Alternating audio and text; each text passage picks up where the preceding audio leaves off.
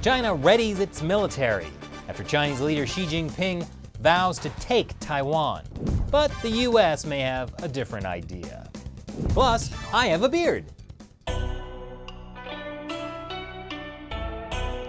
Welcome to China Uncensored, I'm Chris Chappell. The Chinese military is preparing for war. Again. In fact, for a country that hasn't seen real combat since a brief war with Vietnam in 1979, China seems to be preparing for war a lot. At least once a year, it seems. I mean, it's good to be prepared, right? You never know when a war might sneak up behind you and suddenly happen through no fault of your own. But these preparations for war headlines aren't necessarily that alarming by themselves. After all, the US military talks about combat readiness all the time, which is essentially being prepared for war. But could there be any indication about a specific war that the Chinese Communist Party is possibly getting ready for? Taiwanese independence would be a disaster. Those are the words of Chinese President Xi Jinping, who made the comments in a speech on Wednesday in Beijing. Taiwan is China's most sensitive issue, and the island is claimed as a breakaway province of a one China. And in his speech, Xi said China will strive to lead Taiwan to a bright future under Beijing's rule. Yes, the future looks bright for China and Taiwan, and unrelatedly, Xi Jinping called on the PLA to, you guessed it, prepare for war. But I'm sure this preparing for war stuff has nothing to do with Xi's speech on Taiwan. Actually, it does. It's pretty much a warning. Xi gave his speech about Taiwan on the 40th anniversary of a major change in China's Taiwan policy. In 1979, the Chinese Communist Party stopped saying it would liberate Taiwan and instead said it would peacefully reunify with Taiwan, by force if necessary. By the way, even the word reunification is a pretty clever propaganda term. In Chinese, the term is actually unification. But if you translate it as reunification, that makes it seem like Taiwan was historically always part of China, which is not true. Now, even though Xi's speech caused a lot of controversy, it wasn't technically a change in the People's Republic of China's current policy toward Taiwan.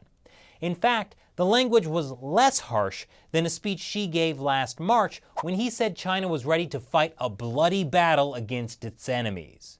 And for the military to prepare for war, which, again, he says all the time. But this year, he struck a different tone. Chinese people don't attack Chinese people. Which has been true exactly never in Chinese history. I mean, Mao. Xi Jinping actually had lifted that line from a 1995 speech about Taiwan given by his biggest political rival, former Chinese leader Jiang Zemin, which is kind of like Tupac lifting a line from Biggie. Look them up on Wikipedia. There were also other goodies sprinkled throughout Xi Jinping's speech, like when he said China, quote, achieved a great victory in frustrating the Taiwan independence movement and other separatist activities. Which sounds to me like he wants bragging rights for illegally interfering in Taiwan's recent elections. Now, Xi's not technically taking credit, but, I mean, if you want to give him credit. Xi also mentioned the one country, two systems model a bunch of times. That would mean Taiwan can become part of the Communist People's Republic of China, but would still get to keep a degree of political autonomy. One country, two systems. It would be totally fine, Xi Jinping says. After peaceful reunification, Taiwan will have lasting peace, and the people will enjoy good and prosperous lives. With the great motherland's support, Taiwan compatriots' welfare will be even better. Their development space will be even greater. They can stand more upright in the international community with more confidence. They will be safer and they will have more dignity. Yeah, just like Hong Kong. The one country, two systems policy is in action there and it's worked great. Well, except for a few minor things like multiple pro-democracy figures being harassed, jailed, and kicked out of office. Oh, and prominent foreign activists being banned from visiting Hong Kong. Oh, and a bunch of broken promises about letting people there vote. Plus Chinese state security spying on foreign journalists, but otherwise, it's great. And yet, for some reason, Taiwan's President Tsai Ing-wen just doesn't see it like that. First, I must emphasize that we have never accepted the 1992 consensus. The fundamental reason is because the Beijing authorities' definition of the 1992 consensus is one China and one country, two systems. The speech delivered by China's leader today has confirmed our misgivings. Here I want to reiterate that Taiwan absolutely will not accept one country, two systems. The vast majority of Taiwanese also resolutely oppose one country, two systems, and this opposition is also a Taiwan consensus.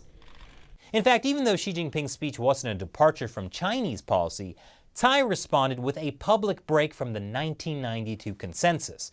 The 1992 consensus established that Taiwan and China both agree that there is only one China and that Taiwan is a part of it, but each side has their own interpretation of what China means. Essentially, each side claims that they are the one true China. The Chinese Communist Party doesn't mention this whole interpretation part when they talk about the 1992 consensus, just the part where Taiwan agrees it's part of China. Now, since President Tsai was elected in 2016, she had never openly acknowledged the 1992 consensus, and her party, the DPP, has historically not accepted it. But now, Tsai is actively and publicly rejecting it. She said, "I myself expect all of Taiwan's political parties to clearly state we reject one country, two systems. And there's no need to talk about the 1992 consensus anymore because this term has already been defined by Beijing as one country, two systems." And Taiwan is even now, well, preparing for war. Maybe you guys have more in common than you think. And it's really breaking Xi Jinping up. No wonder Xi Jinping said, "Taiwan is so close, yet so far away." Xi Jinping just wants to unify with you, Tsai. How can you be so cruel? But not only has Tsai taken a stronger and stronger stance against the People's Republic of China, she's also now calling out the international community. When a country that does its best to practice democracy and shared international values faces threats and violation, I believe that this is also a violation of democracy and those values. If the international community does not speak out for and support Taiwan while it is facing such a situation, we have to ask which country will be next. But while democracy and human rights is nice and all, don't you know how much money China has? But even though the U.S. has official diplomatic ties with the Communist People's Republic of China, the U.S. has for decades also had strong, unofficial but positive ties with Taiwan. Last November, the U.S. sailed 2 Navy ships through the Strait of Taiwan, a third time for the year. Last year also saw the Trump administration setting up a $255 million de facto embassy in Taiwan. And on the last day of 2018, Trump signed into law the Asia Reassurance Initiative Act.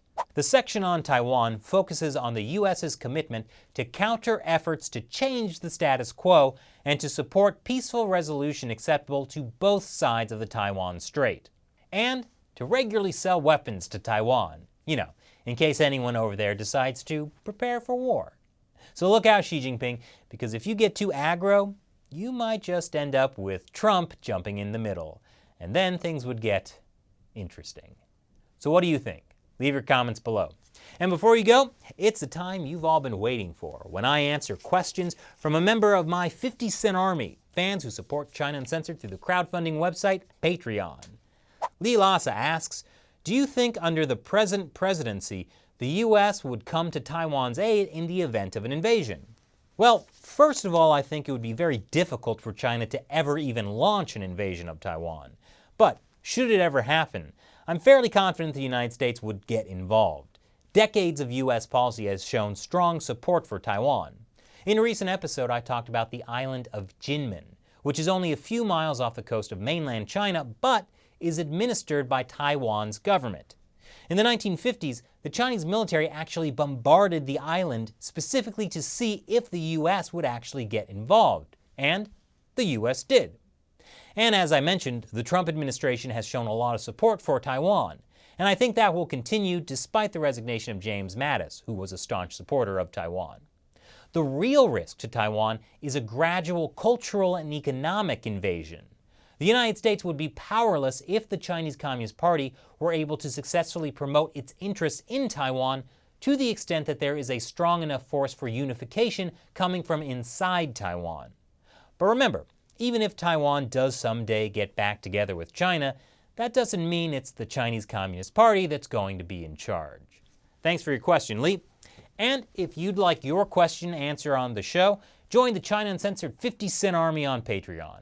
Remember, most of our revenue comes from you guys. And as a way of saying thanks, I'll give you some cool perks as well as answering your questions on the show.